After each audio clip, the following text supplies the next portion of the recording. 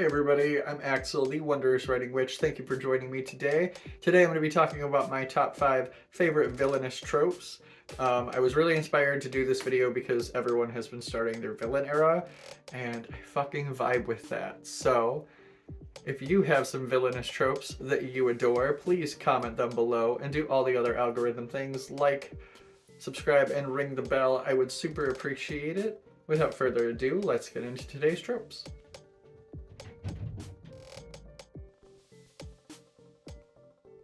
The cats are sprinting on their jungle gym. And I'm willing to bet it is... Oh no, Hermes is over there. Well, now I have no idea who it is. Going in descending order, my 5th favorite villainous trope is that they always have the best gear. The best weapons, the best clothes, the best vehicles. They get all the good toys. And it's probably because they're willing to do sketchy shit and steal those toys, but they look really fucking good while destroying the world. And I appreciate it. My next favorite trope is on the opposite end of the spectrum, when you can't tell that the villain is the villain. Either due to a red herring situation, or maybe you're just sitting there questioning how they could be the villain when they're a 4-year-old child from hell, or your sweet old grandpa who's just gardening in the backyard all the time, but really he's planting poison and poisoning the townspeople. I just love it. It's very satisfying and also a little more unnerving when they don't look the part or they don't fit the traditional boxes of a villain or a antagonist. Moving on to number 3 is sacrifices. If they have a drive that is so determined that they will sacrifice everything to accomplish their goal, to reach their destination, whatever it is, I want to see them sacrifice friends, family, themselves. I want to see them sacrifice anything necessary to get what they want. Give me a hyper-fixated villain, and I will be a happy camper.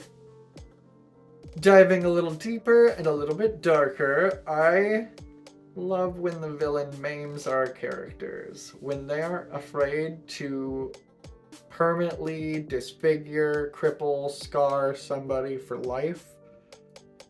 That's what a villain's all about. Is it fucked up? Probably. I don't ever want it to happen in real life, only in fiction.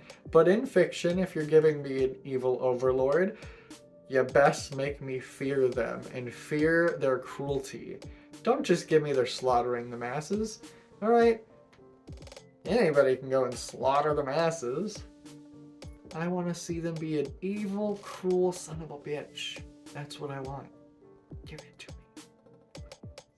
Now, number 1 is kind of less intense than most things on this list. And it's number 1 on my list because whenever I read it, I get filled with a rage that doesn't make sense because I know it's not directed at me, it's directed at the protagonist. But when it happens, I just... And it's when the villain could not give a single fuck about our hero. And maybe at the final battle, when the villain is confronted with our protagonist and just goes, "Who are you again?" The level of apathetic... I don't know what it is that makes it sting so much, but it's just like, ooh!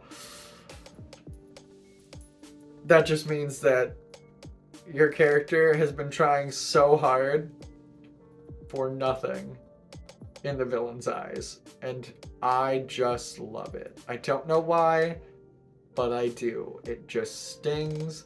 It's a kick in the balls, and I fucking love it. Now that rant is over, those were my top 5 favorite villainous tropes. What are yours? Please comment them below. I'd love to chat with you guys in the comments. Until next week, spread peace, love, and good vibes. I love y'all. Have a good one.